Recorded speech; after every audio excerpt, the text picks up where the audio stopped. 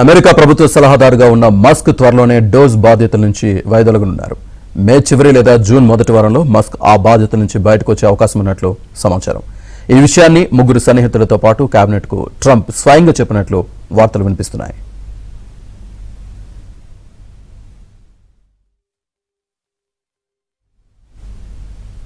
అధ్యక్షుడిగా Donald Trump బాధ్యతలు చేపట్టిన తర్వాత ప్రభుత్వంలో అనేక సంస్కరణలకు శ్రీకారం చుట్టారు. ఇందులో భాగంగా ఏర్పాటు చేసిన డిపార్ట్మెంట్ ఆఫ్ గవర్నమెంట్ ఎఫిషియన్సీ విభాగానికి ఎలన్ మస్క్ ను సారథిగా నియమించారు. ప్రభుత్వ వ్యవస్థలో సమూల మార్పులు, శాఖల్లో వృధా ఖర్చులు తగ్గించడమే లక్ష్యంగా ఇది పనిచేస్తుందని చెప్పిన ట్రంప్ ఆ విధంగానే వివిధ శాఖల్లో వేలాది మంది ఉద్యోగులను తొలగించే ప్రక్రియను చేపట్టారు.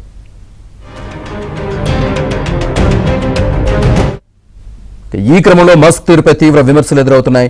ట్రంప్ యంత్రాంగాన్ని ఎలన్ మస్క్ వెనకుండి నడిపిస్తున్నారనే ఆరోపణలు వెలువెత్తాయి. దీంతో డోజ్లో మస్క్ ఉద్యోగి కాదని, ఆయనకు ఎటువంటి నిర్ణయాధికారాలు లేవని వైట్ హౌస్ క్లారిటీ ఇచ్చింది. ట్రంప్ సలహాదారుడిగా మాత్రమే మస్క్ ఆ బాధ్యతలు చూస్తున్నారని వెల్లడించింది.